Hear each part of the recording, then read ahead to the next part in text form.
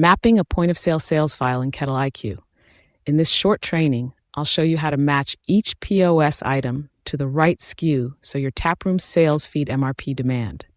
Let's take a look. You'll find this under Purchasing, Mapping from your dashboard.